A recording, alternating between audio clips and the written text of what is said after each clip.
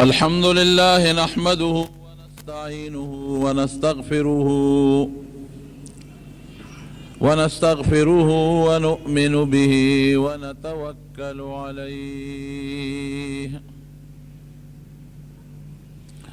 ونعوذ بالله من شرور أنفسنا ومن سيئات أعمالنا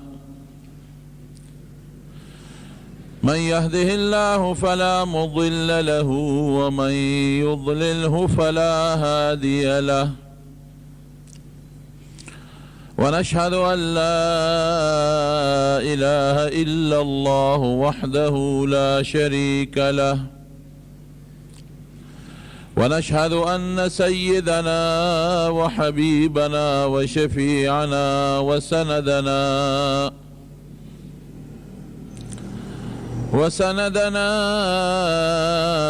ورحمتنا ومولانا محمدا عبده ورسوله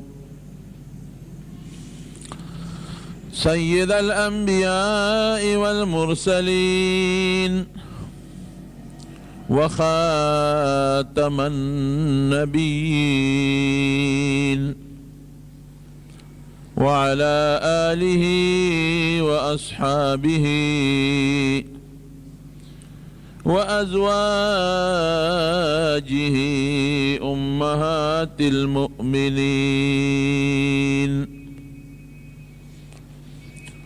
أما بعد فأعوذ بالله من الشيطان الرجيم بسم الله الرحمن الرحيم كلا بل تحبون العاجلة وتذرون الآخرة وقال رسول الله صلى الله عليه وسلم حب الدنيا رأس كل خطيئة وقال عليه الصلاة والسلام طلب الحلال فريضة بعد الفريضة أو كما قال عليه السلام. درود شريف بجماعة اللهم صل وسلم على سيدنا ومولانا محمد وآله وصحبه أجمعين. زما عزتمند ورونو، نن د دې جمعې دا چې کوم اجتماع ده او د جمعې د مانځه سره هم تعلق دی زمونږ د محترم رور جناب ډاکټر بخبلن صاحب دی په خواهش باندې مونږ دلته راغلي یو. هغوی په د خپل سنټر کې چې دا کوم جومات دی په هغې کې د جمعې د مانځه افتتاح کړې ده. په هغه نسبت د هغوی خواهش و چې د جمعې د لمونځ پکې تاسو کې او خپل دوستان هم پکې راوغواړو، یو اجتماع پکې جوړه کړو. نو ما تې تپوس وکړو مې موضوع راته وښیه چې بیان په څه وکړم. هغه وی زه په دې به مشوره وکړو بیا به درته ووایم، خو اوسه پورې راته موضوع نه ده ښودلې. نو ما خپل ذهن کې یو څو خبرې راغلې د دې موقع په مناسبت. نو انشاءالله کوشش کوم چې د نبی علیه السلام مبارک د ویناو د الله د کتاب د وینا مطابق دغه کې رڼا کې یو څو خبرې د دې موقع په مناسبت باندې او د حالاتو په تناظر کې موجوده حالاتو په تناظر کې ستاسو مخکې کوم. رونو دا دوه څیزونه مونږ تاسو بار بار اورو، دنیا و آخرت. دا دنیا ده او دا آخرت دی. دا دنیا ده او آخرت دی. دنیا څه ته وایي او آخرت څه ته وایي، او دنیا کې زمونږ د ژوند مقصد څه دی او آخرت څه ته وایي، او آخر کې به مونږ څه کوو. د انسان تعلق د دې دواړو دارینو سره دی. دارین دار عربی کې کور ته وایي، او دا دارین زمون عربی کې دې ته تسنیه وایي دوه کورونه. یو کور د دنیا دی زمونږ او بل کور د آخرت دی. دې دواړو سره زمونږ تعلق دی. دنیا سره هم دو تعلقه دی. د دنیا د کور سره یو پکې زمونږ د ژوند تعلق دی، زمونږ زندگی په دې کور کې تیریږي، زمونږ بچی په دې کور کې پیدا کیږي او زمونږ خوراک او اسکاک تعلق د دې کور سره لري. او دویم زمونږ د عبادت تعلق د دې کور سره دی. دا مونږ چې څه وینو په سترګو او څه اورو او څه مونږ محسوسو دې ته دنیا وایي. زمونږ دا ژوند د دنیا ژوند دی. زمونږ دا بچی د دنیا سره تعلق لري. زمونږ دا رزق او دولت د دنیا سره تعلق لري. زمونږ دا کسب د دنیا سره تعلق لري. زمونږ عبادت او عقیده دا ټول د دنیا سره تعلق لري. چې څه الله دا کائنات د کم وخت نه پیدا کړل او تر کم وخته پورې د دې بقی یو وخت به راشي چې د دې فنا به راشي. او د فنې دوه صورته دي، یو انفرادي او اجتماعي. انفرادي فنا دی ته چې سړی مړ شو، دنیا ژوند دی ختم شو، د دنیا ختمه شوه. یا یو حیوان دی ذبح شو، حلال شو یا مړ شو، د دنیا ختمه شوه. او اجتماعي د دنیا ژوند دا تر قیامته پورې دی. نبی کریم صلی الله علیه وسلم فرمایي وی یو فرشته الله پیدا کړې ده او هغه ته اسرافیل نوم یې ښودلی دی او هغه له یو شپیلۍ ورکړې ده. هغه شپیلۍ هغې عددې نښه ده لکه یو سکول کې د کلاسونو د بدلیدو نښه دی چې یو ګنټي ووایي. دا ردي د ګنټۍ سره کلاس نه بدلیږي. کلاس هغه پروفیسر صاحب یا د سکول استاد او سټوډنټان په خپله بدلی. دغه یو نشان دی. هغه نشان د دې خبرې نښه ده چې بس دا ټیم ختم شو او دا پیریډ سر ته ورسېد، اوس به بل شروع کېږي. دغه رنګې دا شپیلۍ یو نښه ده د دې خبرې. الله هغه شپیلۍ هغه ته حکم به وکړي ووهه. دا د دې نښه شو چې د دنیا زندگی، د دنیا مال، د دنیا عبادت، د دنیا عقیده، د دنیا نظام، نور سپومې اسمانونو ځمکې دا ټول ختم، دا فنا شوه. نو دوه فناګانې شو، یو انفرادي او اجتماعي. دا مونږ چې خلک مري د انفرادي فنا ده او چې قیامت راشي د اجتماعي فنا ده. دې پسې چې کم ټیم شروع شو بیا هغې ته آخرت وایي. نو د آخرت هم دوه شو. یو د هر انسان خپل د آخرت ژوند چې کم سړی مړ شو د دنیا ژوند ختم شو او د آخرت زندگی شروع شوه. او یو اجتماعي د آخرت سوچ او زندگی شروع کېدل، هغه چې څنګه شپیلۍ ووالي شي او دا دنیا فنا شي، نو د آخرت اجتماعي زندگی او د آخرت اجتماعي عمر او ژوند شروع شي. اوس دنیا به موږ څه ته وایو؟ هلکه دا مال دا هم دنیا ده. زموږ د مشاهدې چې دا موږ څه وینو او څه محسوسو دې سره چې د کوم څیز تعلق دی بس دا دنیا شوه. څه چې اورې ستا د حواسو د یو روغ انسان د حواسو چې د کوم څیز سره تعلق دی هغه دنیا شوه. عمر هم پکې راغی، مال هم پکې راغی، بچي هم پکې رالل، عبادت هم پکې راغی. او بیا د انسان د فنا نه پس یا د ټول جهان د فنا نه پس چې کومه زندگی شروع شوه هغې ته آخرت وایي. دوه مرحلې د آخرت تیرونو. یو بیا د قبر مرحله ده او بیا د قبر نه پاسېدل د هغې مرحله ده. دا دوه مرحلې شوې د آخرت د ژوند. او د ټولو اخیري بیا یو لویه مرحله را روانه ده. هغه بیا یو د جنت مرتبه ده، د جنت مرحله، او یو د دوزخ مرحله ده. الله دې د دوزخ نو ساتي او خدای دې راله جنت راکړي.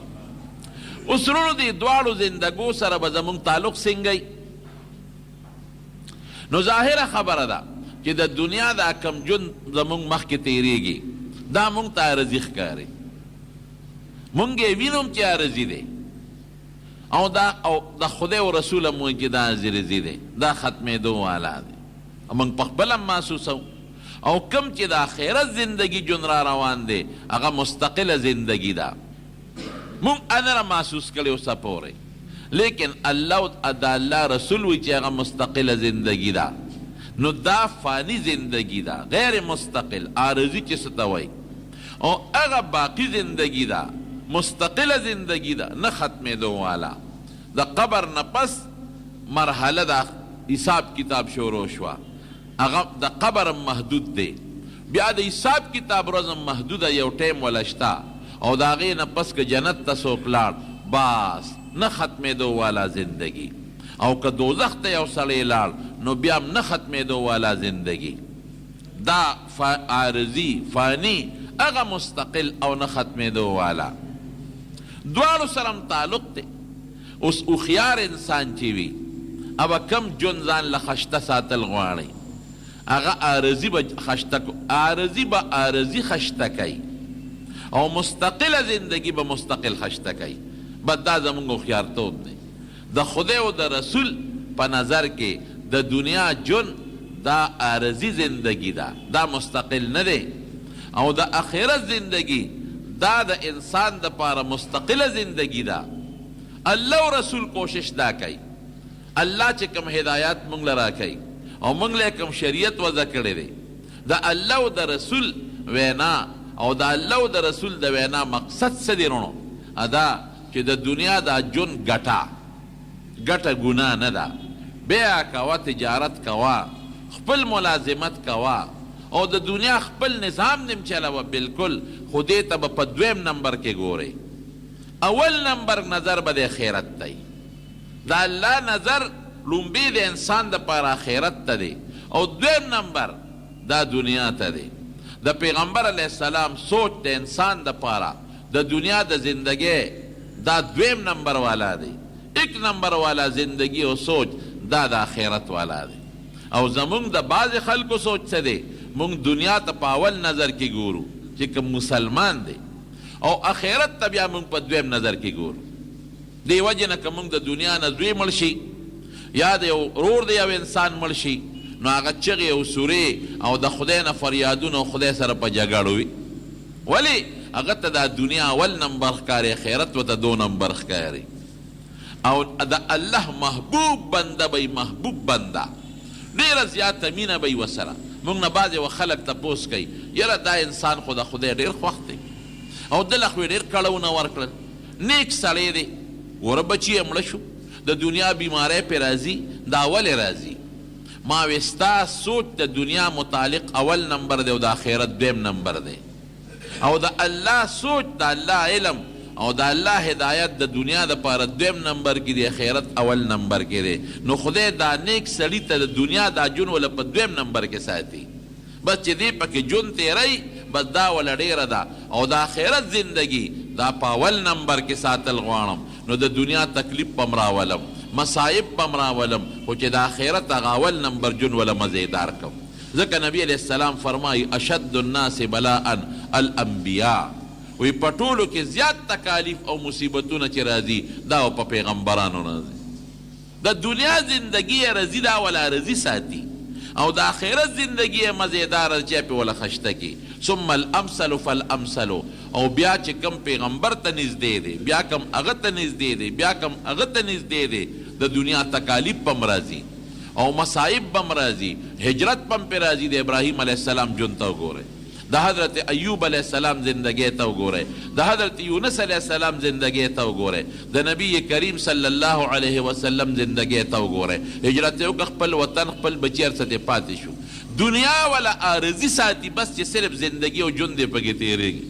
او مقصد خیرتی دا دی تکالیفو چکم اجر اللہ بیا پا خیرت کے ورکی رونو داغے سے انتہا بیا نشتا نو دنیا بمونگ سکتو ہم دا دنیا تجارت من ندی دنیا بگٹو ہم حاصلو بہم لیکن مقصد اولی بے نگرزو مقصد اولی ایک نمبر مقصد دا بزمونگا خیرتی دنیا بزمونگ آرزی زندگی بی نور من ندر آگلی پا صحابوں کے دیر صحابہ کرامو چو دیر غٹ غٹ تجارتو نیکلی دا ذکر در تویم کہ دا بعض خلق و ذہن کے دار آدی چی گنی دا تجارت جوڑ گناہ دا او دا نوکری چی سو کئی دا جوڑ گناہ دا او دا بچی باندے چی دا اعلیٰ تعلیم حاصلوم چی دے خی پیسے اگٹی دا جوڑ گناہ دا خبر دا سے ندا دا غلط سوچتے حضرت عبدالرحمن ابن عوف رضی اللہ عنہ په صحابو کې یو صحابي تیر شوی مدینه شریفه ته هجرت وکړ مدینه منوره کې د تاجر او زبردست تجارت کار یې کو ارسته په مکه کې پاتې شو بچی پاتې شو په مکه کې ارس پاتې شو مال پاتې شو زمکه پاتې شو منډه پاتې شو نبی علیہ السلام ولا یو صحابي سره ورولي جوړ کړه مدینه منوره کې یو مهاجر او د مدینه باشندگانو ته به انصار وي دا غي به ورولي خپل منځ کې جوړ کړه نو لومبه زمانہ وا ورولي به داسې وا چې انصار وي زمونږ مال به دوی سره نیمو مال کې به زمونږ دوی شریکی نو یو صحابي دی حضرت سعد ابن ربی رضی الله عنه دغه داغه تعلق جوړ ک دوستانه جوړ ک هغه صحابي وتوي سعد ابن ربی پانسوارو کې خډیر لوی سارو قربانی وا ویراشا تعال راشا ما سره کینا او قاسم کمالی و اهلی نصفین وی مالم دل نیم درکو نیم مال دل درکو او دوا می خدی دی دوا بخاری شریف کی حدیث تے وی تپکی یو خوخه که کم استا خوخی زبا غیر طلاق ورکم او چه دتی پورشو نا بتا تا پا نکاح کم یو خزم ما تا پاتش یو بمستاش دو نغٹ قربانی سو ورگولش او تسوی او تی بارک اللہ فی اہلک و مالک دلونی علی السوق وی استا اہل دیم خود استا مبارک کی او استا مال دیم خود استا مبارک کی ما تا بازار خوایا مالا تجارت چل رازی نو بازار و توخو نو تجارت شروع دا دم اخلاصو دا غم اخلاصو نو مازیگر گٹا روڑا نو پا سبا نو بل روز نو بل روز نو یوزل نبی علیہ السلام مبارک لپا مخا ورغی نو پا دی وجود دا واد نخ لگی دلے لکو چی سوک وادو کی نو پاغ سے نخ مخی نو پاغ پا دی وجود یو خاص خوشبوئی و چی اغا بخزو استعمال ہولا نو نبی علیہ السلام پہ پیشو ماہیام وی دا سدی وی سیب واده میں کردی وی چا سرا وی دا انسوارو یو خز سرا وی ولیمه دی کردی دا وی نا وی اولیم ولو بشاتن وی یو ولیمو کا که یو گرد چیلی یا ارس چی خو یو ولیمو کا گورا خدای والا خز ورکل یو خزنا دویم دریم سلور خز شوی مال گٹے کم دیتا و رسیدلا مالداری کم دیتا و رسیدلا نو دون مالدارو چې پکور کې به پخوا خوا غټي روپے بوي دراهم به وتوي او د نانیر نو دا ډيري به ولاړو او یو چې کله وفات شو نو خزوی مال تقسیماو نو سلور خزی چې وي نو چې اولاد د سړي وي د سلورو په شریکه اتمه حصه کېږي هغه اتمه چې بیا په سلورو خزو تقسیم کې د یوې 1/32 حصه کېږي 8/32 نو د یوې خزې پکې 1/32 دو دیرشمه حصه کېده او ورته وایي وی مال خپل حصه پوره مه راکوې زما جت ورته نشته مال نقد مال کې لږې غوندې پیسې راکړې نقد مال نه په بریانو کې غواړم نه په وینځو کې حصه غواړم نه په منډو کې غواړم نه ځمکو کې غواړم نه په جایداد او په کورونو کې غواړم نقد مال کې څه لږې غوندې راکړې هغې کې پوره مه راکوې لږې غوندې راکړې نو چې په نقد مال کې ولا صرف لګي ورکړي نو هغه زمانه کې 80,000 دینارو اشرپه د سرو زرو درهم د سپینو زرو بو او اشرپه دینار به د سرو زرو نو 80,000 د سرو زرو اشرپه هغه ته معمولی لګي غونډې ورکړي نو زه وایم اکثر طالبانو ته وایم کده 1/32 وای صحیح بالفرض نو ته 80,000 دینار لا په 32 کې ضرب ورکه چې څومره اشرپې به ته جوړېږي دومره خدای مالدار کا لیکن سره د هغه مالدارۍ خدای هغه نه دی پرېښودل کور کې ډېرې نو هغه به څه کو هغه به وی د بدر چې څومره د نبي علیه السلام صحابه جمدي دي راشئ د هغوی نومونه ماته ولیکې جی فلان کې خو پکې مړ دی د ښځې نوم یې راشه ولیکه د فلان کې خو ښځه هم نشته د زامن ولیکه او د حدیبیې 1500 صحابه کرامو د هغې نومونه م راته ولیکې او که څوک مړه دي د زامن یې ولیکې او د ښځې ولیکې نو په کاسو ډکې روپۍ به شمېر نه په کاسو ډکې روپۍ به یو یو کس له کور ته لېږلې د دیانت او د ایمانداري وه حضرت زبیر رضی الله عنه د نبی علیہ السلام د ترور زوی دی او د پیغمبر علیہ السلام سانډوم دی د هغه د بیبي نوم اسماء او د حضور پاک د بیبي نوم عایشه دا دواړه خپل منځ کې سره خویندې دي. لوی مجاهد دی حضرت زبیر. کله چې وفات شو نو قرضونه وپې، نو زوی ته یې ویلي چې دا قرضونه څومره دي دا ټول خلاص کا، که زما ټول مال هم پکې ختم شي. زوی ته یو عجیبه وصیت کړی دی، که زما ټول مال ختم شي نو زما د رشته دارانو نه به بیا وغواړې ولا، او که رشته دارانو سره مې مال خلاص شو نو زما مولا ته سوال وکړه. وی مولا دې څوک دی؟ الله دی. وی هغه ته درخواست وکړه چې الله د زبیر قرض خلاص کا. او بخاری شریف کې حدیث دی، هغه قرض به سو خلکو به سره امانت کېښوده، د به وی را سره امانت میږدې، که ضایع شوی نو ستاسو به ضایع شي، دا راله قرض راکې، نه به یې لګولې. نو چې کله هغه دې مړ شو او هغه قرضونه ارسې ورته خلاص کړل چې څومره د خلکو قرضونه و، او بیا د هغې نه پسې مال وشمېره چې کم پاتې دی، نو 2 لکه کم 6 کروڑه درهم یې پاتې شو. 2 لکه کم 6 کروڑه. دا په صحابو کې مالداران خلک دي. حضرت بل بدت او خیم حضرت عثمان رضی الله عنه، صحابو کې څومره مالدارو، دومره دولت او مال. نبی علیہ السلام ته پته چې مال وسره شته، دا نه چې هغه ته نه دی خبر. صحابو ته پته ده، نبی علیہ السلام ته پته ده. کله چې هجرت د مدینې وشو، یو کویو هغه د یهودي په قبضه کې و، چې د هغه به خوښه وه نو مسلمانانو له به اوبه ورکولې، او چې به یې خوښه نه وه نو نه به یې ورکولې. باغ کې دننه کویو تاله به یې ورته والې وه. حضرت عثمان رضی الله عنه نبی علیہ السلام ته وی که دا کوی والم او زی مسلمانانو ته وقف کم سیسه پکې والم، ماله به خدای سره کې. وی جنت. وی ډېره ښه ده. یهودي له لاړ، وی دا کوی را باندې خرڅ کا. هغه وی دا کوی داسې نه خرڅوم، نیم به خرڅوم. وی ښه نیم را خرڅ کا. نیم یې واغېشت. چې نیم یې واغېشت، وی یو ورځ به ته توبه وباسې، یو ورځ به ته زه وباسم. وی ډېره ښه ده فیصله په دې وشوه. نو حضرت عثمان اعلان وکړ، وی دا مسلمانانو ته خدای و رسول ته وقف، بې پیسو یهودي به په بیو به خرڅولې او د فري که مفت یې که. وی زما د نمبر پر ورځ به راځئ مفت یې اوبه وړئ. نو خلکو به په دغه ورځ اوبه وړلې، د یهودي په ورځ به څوک نه راتلل. د چا کار سره چې په پیسو ویلي، په یو ورځ به 2 مشکه یوسي که نه 3 مشکه به یوسي. یهودي ته پته ولګېده چې زما شی خوشحال شو، دا مې څه غلطي وکړه، ما خو یا به هم خرڅوي زه به هم خرڅوم، به یې په خپل نمبر خرڅوي زه به یې په خپل نمبر خرڅوم. یهودي ورته وی دا باقي نه مم واله، وی همدغه مې غرض دی. باقي نه مې ترې واخېست. هغه باغ او کوی یې ټول د الله په نوم وقف کړ. دا یو شو. د تبوک د غزا دپاره نبي علیه السلام مبارک ته نو هغې له د پیسو ضرورت و، نو د چندې اعلان وکړه نبي علیه السلام. نو د غون نیم لښکر چې څومره سامانو اوښان او د هغې نور زغرې تورې، دا حضرت عثمان رضی الله عنه په خپله د هغې خریداري وکړه او هغه مسلمانانو ته وقف کړه. دا نبي علیه السلام ته پته نه ده، د اعتراض پې نه کوي چې دا مال د سره دومره د کم ځای دی، نه.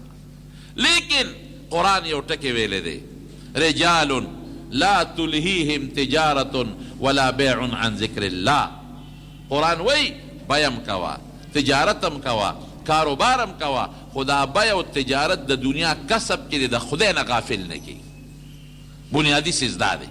ګوره ما وختینه سارانه خبره لومبنه خبره چې تاسو ته وکړه هغه څه ده چې دنیا ته 2 نمبر کې ګوره، 1 نمبر کې مه ګوره. اخرت ته 1 نمبر کې وګوره، دنیا ته په 2 نظر کې وګوره. هیڅ نشته.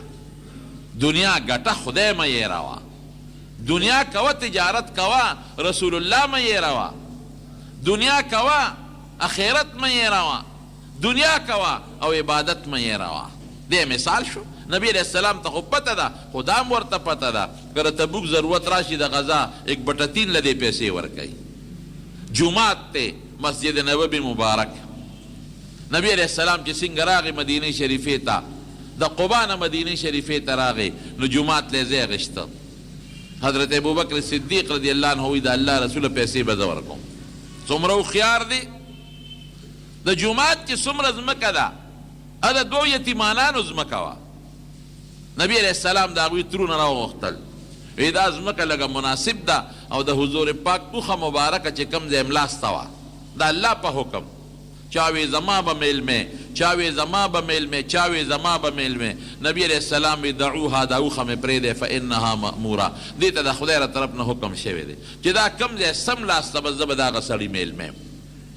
اتفاق ته ګوره د حضرت ابو ایوب انصاري رضی الله عنه د کور مخې ته اوخه سم لاسته، چې سم لاسته بیا پاسېده، بیا ګرځېده حضور پاک یې واګې سستې کړې او اوښې به دا ځمکه بویوله، واپس هغه ځای له راله اولته سم لاسته. نو چې سم لاسته خوره پرېوته نو زر هغه سامان راواغېست او خپل کور ته یې په منډه تختاو چې بل څوک دا سامان دننه نه کړي. نو نبی علیہ السلام له خو جومات نږدې پکارو، نو هغه ځای شاړ غوندې ځای و، وی دا ځای مې خوښ دی. د دوو یتیمانانو نو ترونه یې وله راوغوښتل، وی دا ځای دی او دا کستا، وی دا صاحب د الله په رضا ستاسو جو پیسې نه الو. وی نه دا ماشومان دي یتیمانان، داسې به نه کوو، پیسې به ورکوو. او ما ته د مدینې د ځمکې قیمت نه دی معلوم چې څه ریټ دی، قیمت ولګوئ تاسو پیسې ورکوو. وی ښه صاحب دا د 10 اشرفو ځمکه ده، 10 دیناره د سرو زرو اشپکۍ. حضرت ابوبکر صدیق زر جیب ته لاس کړی چې بل څوک مخکې نشي. وی صاحب دا زما په پیسو واخله. هوښیار څونه دی، هغه ته پته ده چې دا به یو مرکز ګرځي د دین. هغه څومره وه د هغې؟ هغه 10 بای 60 ګز وه، یو طرف یې 10 ګزه او بل طرف یې 80 ګزه. بیا ضرورت رستو راغی، چې رستو راغی نو نبی علیہ السلام پکې نور توصیه وکړه. نو د پیغمبر علیہ السلام په زمانه کې 100 بای 100 شوه، 100 ګز طول او 100 ګز عرض. نو بیا ورپسې د حضرت عثمان رضی الله عنه زمانه راله، چې د هغه زمانه راله د حضرت عثمان. نو هغه جومات مکمل اوس پړده، وی نوی جوړو. او د اټلي نه سوال جواب یې وکړه، د اټلي نه یې ورله کاڼي راوړل، او داسې کاڼي وله راوړل چې یو تیږه یو ستن، او په هغې باندې کاریګران ودرول او په هغې یې نقش و نګار جوړ کړ چې په ستن د لرګینې د کاڼي وي، او بیا هغې کې ټانکم ني چې یوه ستني، او د بر معنی وله د ساګوان لرګی راغوښته، عربی کې ورته ساج وایي، د دې دیار نم قیمتي لرګی دی. نن د مدینې منورې چې کومې دروازې جوړې شوي دي دا د ساج د ساګوان د لرګي نه جوړې شوي دي. نه انور خرابوي او نه اوبه خرابوي او نه رنګ خرابېږي. هغه لرګی وله د برما نه راوغوښته، په بیړو کې او په اوښانو باندې دا سامان راورسېد، او ټیلونه یې وله جوړول شروع کړل چې دا خشته شي. نو صحابه کرامو میټینګونه شروع کړل چې دا خو ته ناجایز کار کوې. د نبی علیہ السلام په زمانه کې جومات کچاو ته پخی ولې؟ د هغه په زمانه کې جومات کې نقش و نگار نو، ته پکې نقش و نگار ولې کې؟ حضرت عثمان رضی الله عنه ټول صحابه راغونډ کړل، وی 2 خبرې مې ذهن کې واچوې. یو خو د پیغمبر علیه السلام په زمانه کې د خلکو کورونه کچو، نو که جومات کچو نو څه بدي نه ښکارېدل. اوس خلکو کورونه پاخه کړل، نو دا لږه نامناسبه ده چې د خلکو کورونه دې پاخي او جومات ته د خاورو کچی، دا بیا ادبي ده د جومات. دویم دا وه چې د فارس او د روم او د مصر او د شام نه خلک راځي اوس مدینې منورې ته، نو هغوی به وایي چې د دوی دا جومات څنګه کمزوری او کچه دی، دوی سره د خپل عبادتخانې قدر نشته، ځکه یې پخوم. او درېیمه واورئ، وی په دې محراب منبر دته ناست یم او د بیت المال واکمنان ټول دلته ماته ناست دي، او ټول د لښکرو قومندانان مشران جرنیلان دلته ناست دي، او ټول عمرا مې راغوښتي دي، ګورنران دلته ناست دي. وی د بیت المال 1 روپۍ هم پې نه لګوم، دا ټولې پیسې زما ذاتي د خپل جیب پیسې دي. که د بیت المال 1 روپۍ ما لګولي نو ما ته دلته ووایئ، زما د وجې به غږ نه کوئ. د پیغمبر جومات دی او د پیغمبر په جومات کې به صفا خبره کوي چې د قیامت پر ستاسو غاړه بنده نشي. د بیت المال مشرانو نه تپوس وکړو جومات له مې 1 روپۍ غوښتې ده، وی نه. گورنرانو نه تپوس وکړو تاسو نه ما چې ته 1 روپۍ غوښتله چا نه والی، وی نه، وی د خپل جیب پیسې پې لګو. نو بهترین جومات حضرت عثمان رضی الله عنه جوړ، صحابه ورسره ومنه، وی ډېره ښه ده. دروازې پکې جوړې کړې او ټیلونه یې پکې ولګول او لرګي یې پکې ډېر زیات خشته ښکلی استعمال که. دا ولې؟ مالدارو، که مال ورسره نو دا کار به چتې نه کړی.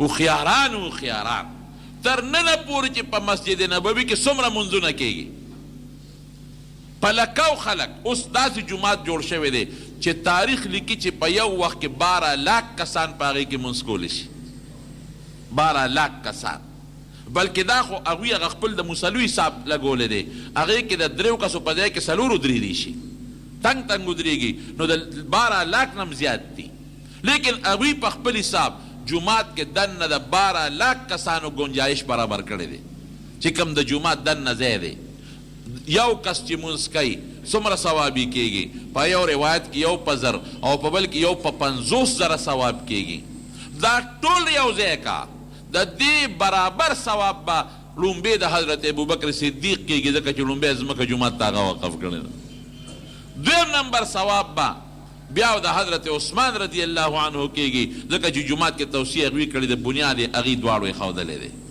څومره لوی ثواب او څومره لوی اجر دی یو منځ خو نه دی نن سبا خو هغه هر وخت ودان دی داسې ټیم پکې نشته چې یو سړی دی په جومات کې په زوړ جومات کې یا په نوي جومات کې یو خالي ځای پیدا کړي د حج په سیزن کې وګوره په رمضان کې وګوره ډېر ورځو کې یو بوټی لږ رش کمي ګرې چې دا عمرې شروع شو نو بیا څومره رش شروع شي دا اولې رونو مال شته ورسره خو په دې خپل مال کې رب العالمین نه دی هېر کړی الله پکې یاد ساتلی دی د نبی کریم صلی الله علیه وسلم زمانه ده یو صحابي راغی نوی مسلمان شو چې کوم صحابي به نوی مسلمان شو نو نبی علیه السلام به د هغه له خیال ډېر ساته ډېر قدر او احترام به یې وله کوو دې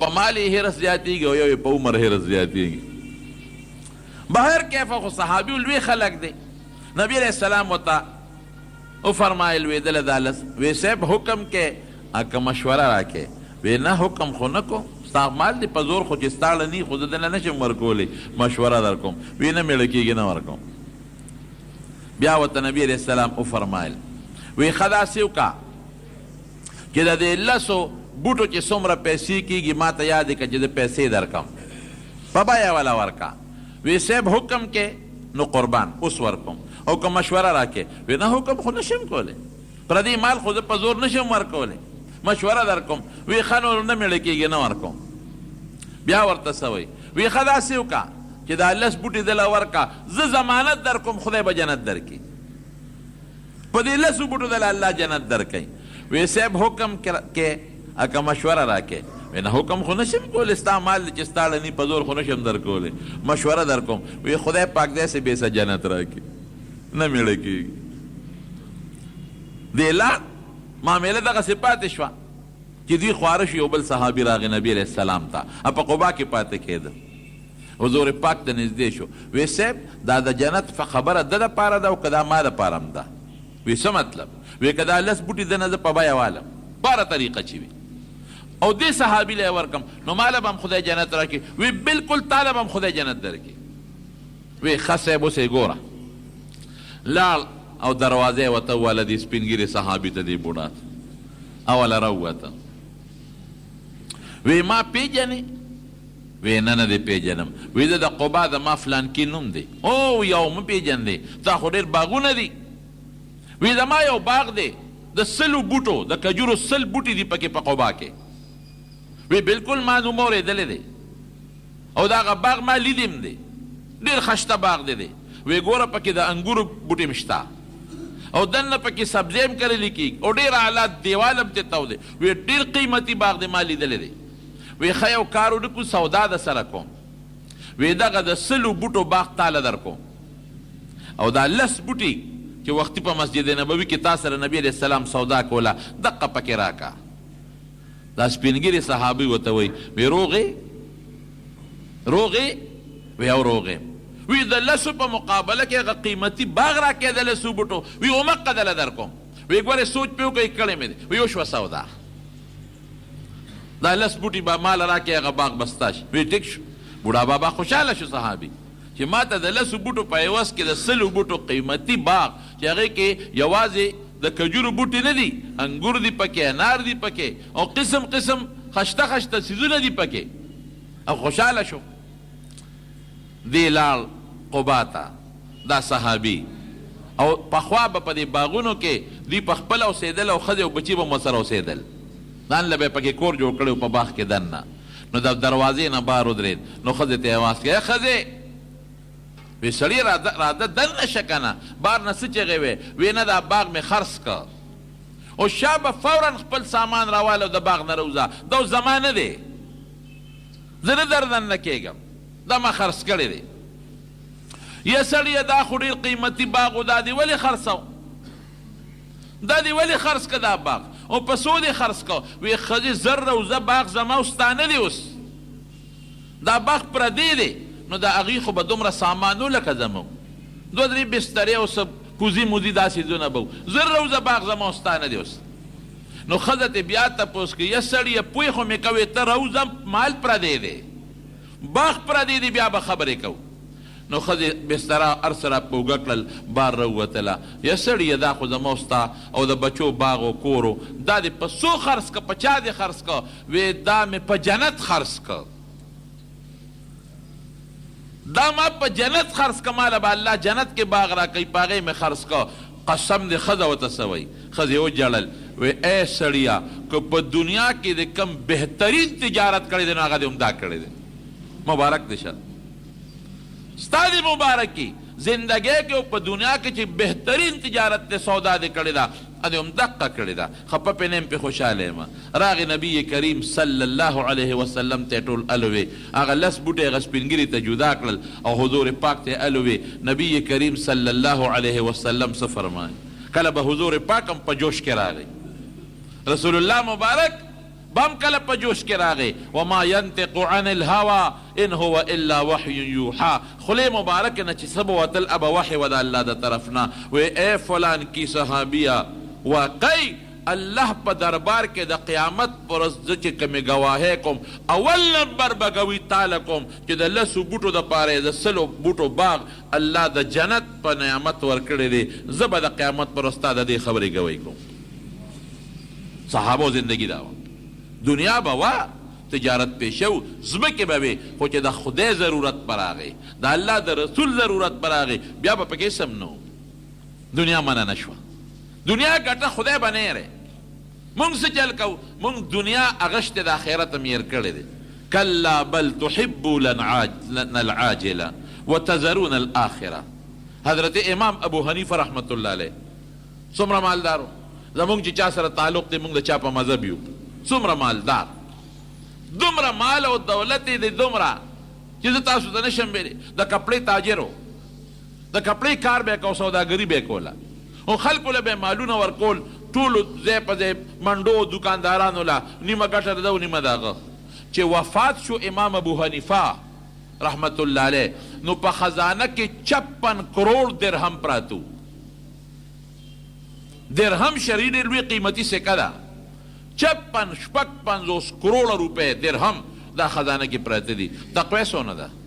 یو سړي له 100,000 روپۍ قرض ورکړی وي، درهم روپۍ نه. اوله په مخه ورغی، چې په مخه ورغی سړی ته په یو کوڅه کې تاو شو. حضرت امام ابو حنیفه رحمت الله علیه ورمنډه کړی، وی ملګري دا ډډه رانه ولې وکړه؟ وی صاحب ستا دغه پیسو نیټه پوره ده او ما سره نشته، یو څو ورځې به راته ګورئ. وی ښه، زما د قرض د وجې به ته ما سره ملاقات نه کې، زه د خدای په نوم مې درته وبخلی. یو بل سړي له په زرګو روپۍ ورکړې وې، وی دا یو څه پلانکي ځای کې تجارت کوه. ډېره موده پس راغی، لکه ډېر لیټ شوې، سړی خوشحاله و. وی صاحب ډېره لویه ګټه مې دله وکړه، هغه علاقه کې کپړه ګرانېده، نو ما سنبال کړه، نو چې ښه ګرانه شوه نو خرڅه مې کړه، نو ستام زرګو روپۍ ګټه شوه، زما هم زرګو روپۍ ګټه شوه. وی انا لله و انا الیه راجعون. دا خو تا د مسلمان د ضرورت نه ناجایز فایده واخیسته. وی څونه ګټه دې کېږي؟ وی صاحب زما دومره لکه روپۍ کېږي. وی ها، جې کور ته لاړ، د کور هغه له هغه خپلې روپۍ ورکړې، او وی دا زما ګټه او راس المال چې اصل سرمایه ده، دا ټوله یو څو د علاقې په فقیرانو تقسیم کا. او هغه به هم دا چل کو چې د ټولې کوفې د غریبانانو، مسکینانو، یتیمانانو، کونډو لیسټونه ورسره پراتو، نو په ډک کاسو کاسو روپۍ به یې پې ویشلې او جامې به یې ټولو له ویشلې. مال سونه ډیر دی چې وفات شو خزانه کې 56 کروڑ درهم پراته دي. تقوا سونه ده. بیبي یې وایي د امام ابو حنیفه رحمت الله علیه بیبي تاسو ته پته ده چې هغه به څونه عبادت کو. په رمضان کې د تراوو نه پس به 2 رکعاته نفل کول او په 2 رکعاتو نفلو کې به 2 ځله قرآن شریف ختماو. دا د هغه کرامت دی. ګورئ هسې څوک نه شي ختمولی. او بیبي یې څه وایي او 14 مدرسې چلولې غټې مدرسې 14 مدرسې او 50 علماء کرام بناستو. هغوی به د قرآن و سنت نه مسلې راایستلې. د دغې 50 د علماو د کمیټې ټول اخراجات د امام ابو حنیفه رحمت الله علیه په سر مکمل. لیکن د خدای نه یره پکې څومره وه. بیبي یې وایي وی هره شپه چې ده به کله تهجد وکړل د شپې به ناست و تهجد به یې کول نو وی زه به ما به ورته کتل نو وی چې دا اخیري وخت به شو د سبا د ختو نو وی ده به قبلې ته مخ کړې نو وی دا سپینه ږیره وی اوس مې هغه منظر په سترګو کې دی. بیبي یې وی دا به یې داسې په دې لاس کې ونیونه او رب العالمین ته به په چغو چغو په ژړا شو. الله ته به یې ژړل او څه به یې وی یا الله ابو حنیفه سره ګورې اسم نشته خدایه. الله تش تور در روان دی پروردگاره. خدای ستا پیغمبر وی چې کوم انسان سپینو ډکو سره مال راشي ستا پیغمبر وی ستا نه نقل کوي چې کوم انسان سپینو ډکو سره مال راشي د هغه د سپینو ډکو له مال حیا راځي چې دله زه سزا ورکړم. نو خدای ابو حنیفه سره بې د دې سپینو ډکو نه ګورې اسم نشته. دغه سپین ډکي دي. دا به یاره شپه امام ابو حنیفه رحمت الله علیه جړل الله ته. قارون سره مال او دولتو حضرت عثمان سره مالو او قارون سره مال او دولتو هغه غلط استعمالی هغه مال او دولت. د حضرت موسی علیه السلام ته ښځه ولمسوله. موسی علیه السلام په منبر ناست او تقریر کوي او دنیا ورته بني اسرائیل ناست دي. ښځه یې لمسولې او پیسې ورکړې وې. ښځه پاڅېده چې پاڅېده وی ای موسی وی لګې خلکو ته دا خبرې کوې او ما سره دې ګناه کړې ده. الله اکبر. په پیغمبر چې د دې الزام ولګو خو برباد دی که.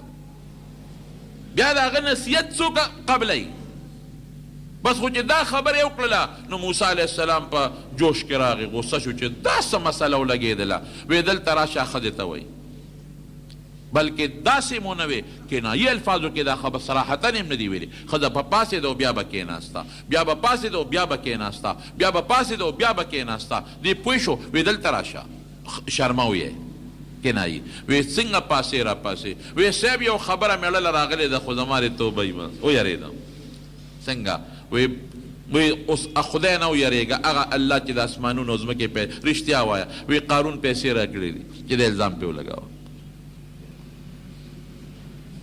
قارون ته به خلکو وی مال الله در کړی دی. وی انما اوتیته علی علم عندي دا ما سره پوهه ده په هغې مې ګټلی دی. اوس هم ډېر خلک دا خبرې کوي ما سره پوهه ده په هغې مې ګټلی دی. الله څه وایي فخسفنا به وبداره الارض. موسی علیه السلام الله ته حکم وکړه خدای په دا ځمکې دننه کا. فورا ځمکې راښ کړه نور یې راښ کړه نور یې راښ کړه. نبی علیه السلام فرمایي اوسه پورې په دا ځمکه کې دغسې تاویږي او لاندې رو روان دی. مال یې غلط استعمال کا. او دې ځای کې یو نکته راته ویم رب العالمین چې دې ځمکې راښ که د چغې والې توبې استي موسی علیه السلام نه معافی غوښتلې هغه به یې خدای نور یې ښکته کا. الله ورته وی ګوره ډېرې چغې درته ووالې ډېرې چغې ووالې نو معاف دې نه که. وی الله زه خو یې برباد کړی وم که ستا مدد را سره نو په ما خو الزام لګولی و که ستا مدد نو. وی ای موسی قارون ډېر سپیرو تا ته چغې ووالې معاف دې نه که. که دغه وخت کې ما ته یو چغه م والې به معاف کومې. سپیرو ما ته چغه ونه وال یو چغه ما ته والې ما بخه ما معاف کوم. قارون سره مال دی غلط استعمالی مال یې په کار نه شو. عثمان سره مال دی ښه استعمال که د جنت زیری ورته میلو شو. نو مال دولت ګټل منع نه دي. حضرت سعد ابن معاذ رضی الله عنه د اوس قبیلې سردار دی. رسول الله مبارک له په مخه ورغی ستړي مشي ورسره وکړل. نبی علیه السلام ولا لاس چې وکتل لاس یې کلک وستغو. وی سعد وی دا لاس دې کلک نه دي. وی صاحب بچو له پې رزق ګټم کودا له پې وام چاري پې وام روزي پې بچو له ګټم نبی علیہ السلام هغه د سعد ابن معاذ لاسونه اوچت کړل ولې ښکل کړل، حضور پاک ولا ښکل کړل، وی دا لاسونه به جنت ته ځي. کم لاس قلم باندې چې ته بچو له رزق ګټې، په دې نیت ګټې چې زما بچي پې د بل د سوال نه بچ شي، د خیر نه پې غوښتو نه پې بچ شي، او زما بچي دا روزي وخوري او مونځ پې وکړي، او زه دا مال ګټم چې زه پکې جومات جوړ کړم. ډېرو خلکو چاپلوسي نه کوم خو رښتیا خبره کوم، ډېرو پلازې خلکو جوړې کړي ستاسو په دې مردان کې، په دې پېښور کې ووایه ما ته چا په خپل پلازه کې جومات ته ځای ورکړی دی؟ ډېرو خلکو مارکېټونه جوړ کړل، یو 5 مرلې نه یو 2 مرلې یو مرله ځای پکې چا جومات ته بخلی دی. پېښور کې څومره ګټې ګټې پلازې جوړې شوې، او په سعودي کې موږ ولیدل غټې غټې پلازې جوړې شوي دي. مکې مکرمه کې مخامخ بن داود بلډینګ دی، څومره قیمتي دی، یو کمره څونه قیمتي ده، د یو شپې 10,000 ریاله د هغې کرایه ده، او جومات ته څونه ځای پکې وقف کړی دی. بن داود بلډینګ ډاکټر صاحب، بن داود بلډینګ. یا نور بلډینګونه په مدینه منوره کې وګوره، هل بلډینګ ته چې خېږي جومات ته پکې ځان نه ځای وقف دی، بلکې زه راته وجیبه نکته بله ووایم ستاسو ذهن کې به نه راغلی. جزونه وګوره، پی آی دې مه ګوره، قطر ایرلاین دې مه ګوره، او دوبۍ والا دې مه ګوره، د جومات ځای پکې شته، په جاز کې نشته. سعودي والا جاز کې شاته د 11-12 کسانو د جومات ځای هم جوړ کړی دی، جاز کې دننه درته د جومات ځای برابر کړی دی. مال ګټل، دولت ګټل ګناه نه ده، تجارت ګناه نه ده. بالکل نبی علیہ السلام په خپله فرمایي طلب المال الحلال یا کسب الحلال، کسب د حلالو فریضة بعد الفریضه.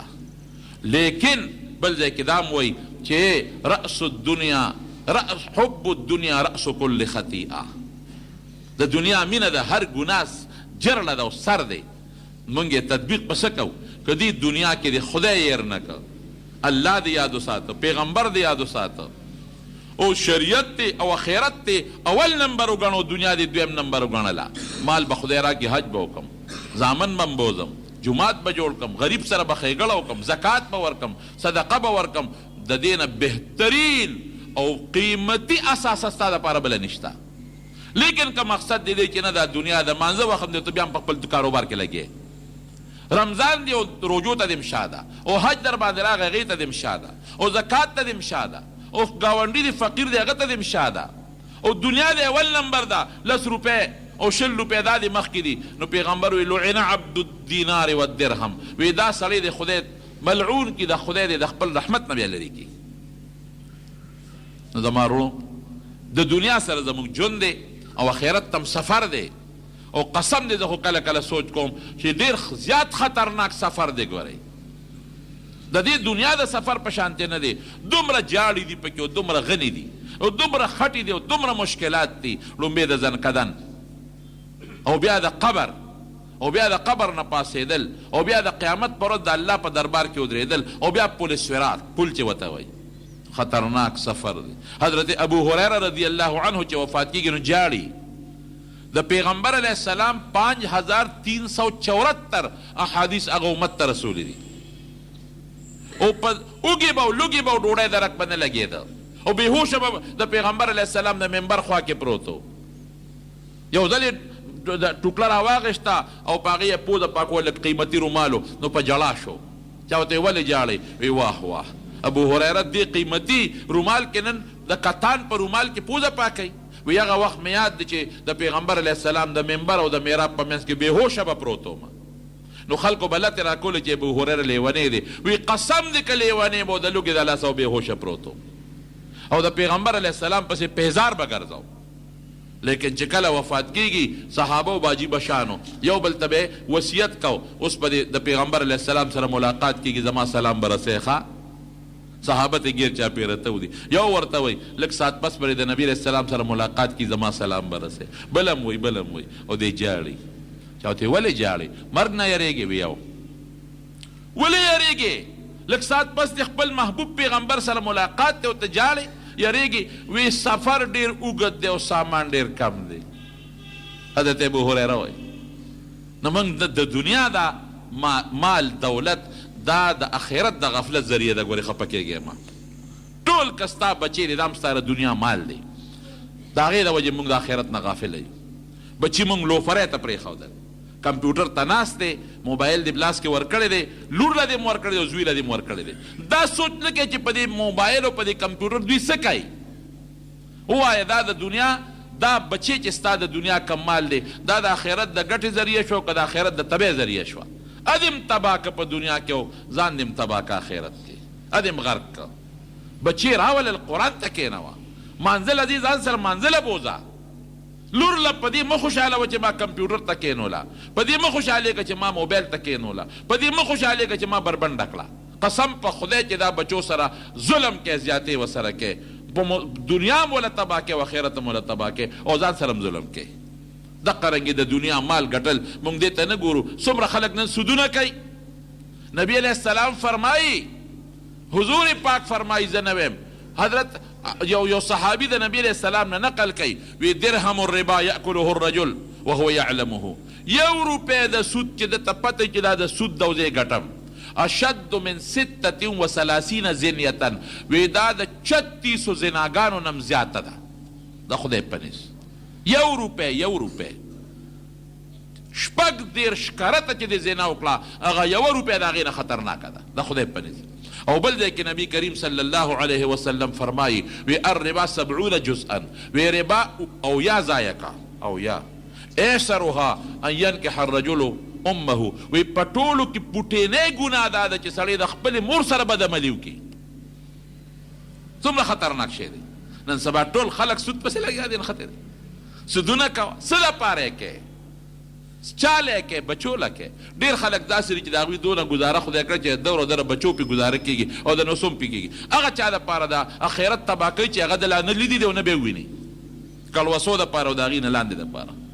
رونو زما د خبرې د ټولې خلاصه مقصد دا دی و ختم شو چې دنیا ګټه ما مثالونه درکړل منه نه دي تجارت کوه نوکري کوه بچو له ښه د دنیا رزق پیدا کا ورسره خدای او رسول او آخرت مې روه هغه اول نمبر وګڼه او دا دویم نمبر وګڼه دا نه چې دنیا مه ګټه کوم ځای کې چې د دنیا بد راغلی دي په روایاتو په احادیثو کې د هغې مقصد دا چې دنیا 1 نمبر مه ګرځوه 2 نمبر وګرځوه مقصد د حیات دنیا مه ګرځوه آخرت وګرځوه ګټه دنیا ما درته د ډېرو صحابو مثالونه درکړل خو نظر اول نمبر آخرت ته وساته چې که ډېره مو ګټم خو یو ځل به دې ځم آخرت اول نمبر وګټه آخرت کې د رسول الله ملاقات دی او یا د پیغمبر په مخ کې بې شرمي ده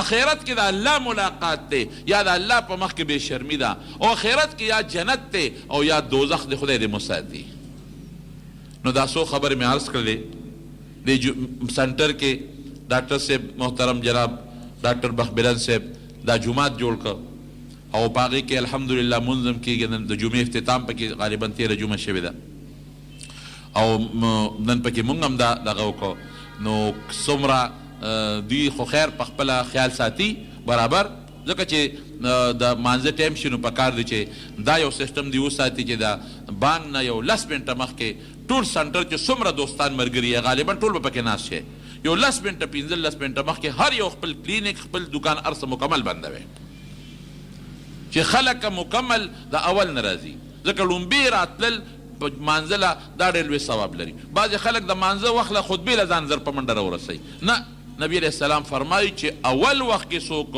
اودس وکړي او جومات ته په اول راغی د ټولو نه مخکې راغی دومره ثواب یې وګټه لکه یو اوښ چې چا خیرات کړي او هغه یې تقسیم کړي وي او نور ثوابونه هم ډېر زیات دي او دارنګې د هر مانځه سره دا یو سیسټم لیکن خوا کې چې نورې کمې پلازي دي یا نور کم دکانونه دي هغې ته هم دا دعوت ورکول پکار دي یو وفد یو ګروپ هغې ته هم جوړ کړئ او د نږدې پلازو والا دکاندارانو سره ملاو شئ چې دې ټیم زموږ مونځ دی او تاسو مهرباني وکړئ جمعې مونځ شروع کړی دی دې ټیم له تاسو راځئ او په دې ټیم به مونځ کېږي نو ستاسو اجر او ثواب به نور هم کېږي دعا وکړئ رب العالمینه د دې دا جماعت الله په مونځګزارو باندې ډک کړي خدای زمونږ د دنیا او د آخرت د دواړو د خیر او د برکت زندگی نصیبه کړي او د آخرت هغه لویه زندګي م د راحتونو د خوشحالو جوړه کړي او د دنیا مال د دنیا بچی د دنیا دولت الله دا زمونږ د آخرت د ګټې ذریعه وګرځي د آخرت د غفلت ذریعه خدای مه ګرځي د ډاکټر صاحب چې د جومات کم وقف کړی دی خدای دا خواري د قبوله کړي د دې دله د بچو له او د رونو لا ټولو رشتہ دارانو لا د دواړو جهانو د خیر او د برکت ذریعه وګرځې ته الله د فتنو مصیبتونو آفتونو په امن کې وساتې څومره دوستان چې راغلي دي لرې دی نه راغلي دي یاره دی ځای دي الله ته زموږ د ټولو نه راضي شي خدای زموږ توبې قبولې کړي الله زموږ ګناهونه معاف کړي الله د نبي علیه السلام په نقش قدم هم روان کړي خدای د هغې محبت دا زمونږ په رګ رګ کې او زمونږ د وینې په یو ساس کې الله شامل کې او د هغې د مبارک جنډې لاندې هم د قیامت پر ورځ ودرولې کې او د هغې د لاس مبارک د حوض کوثر اوبه هم نصیب کې او د هغې د جنډې لاندې هم جنت ته داخل کې الله د ډاکټر صاحب دی والد صاحب یا نور ستاسو زموږ مشران چې وفات دي الله ته مغفرتونه نصیب کې او د چا پلاران میندې چې جمدي دي الله دراز عمرونه وله ورکړي دلته زموږ نور دوستان د حج ملګري بعضې دوستان راغلي دي دعا وکړئ چاته څه مشکلات پریشانۍ وي هغه ولې په خیر او په خوشحالو بدله کړي د مخلوق د شر د سخام مرضونو مقدمو فتنو هم الله په امن و امان کې وساتي رب العالمین تم د ربی نبی کریم صلی الله علیه وسلم تابعداري نصیب وګرځولې کې او دې سنټر کې چې څومره دوستان ډاکټران لګیا دي او خپل کار کوي یا نور زموږ دوستان راغلي دي الله په لاسونو کې شفا واچي مخلوق خدا ته نفع ورسولې کې او چې څومره مریضان دي الله ته ولا شفا ورکړي ته روغ صحتونه نصیب کې کاروباري حضرات دي ته کاروبار کې د حلال او برکت پیدا کې او ته کاروبارونو کې د خسران او د تاوان نه حفاظت نصیب وګرځولې کې الله که څوک مریضان دي په دې مجلس کې الله ټول له شفا ورکړي خدای ته زموږ نه راضي شي او اخر وخت کې په خولي دا کلمه نصیب کړي چې لا اله الا الله محمد رسول الله صلی الله علیه وسلم سنتو کې انشاءالله نو بیا به موضوع یا دنیا کی ہر چا باندې غم او خوشحالی راځي مرګ ناګهاني راځي دا ژوند بې وفا دی مرګ ناګهاني راځي دا ژوند بې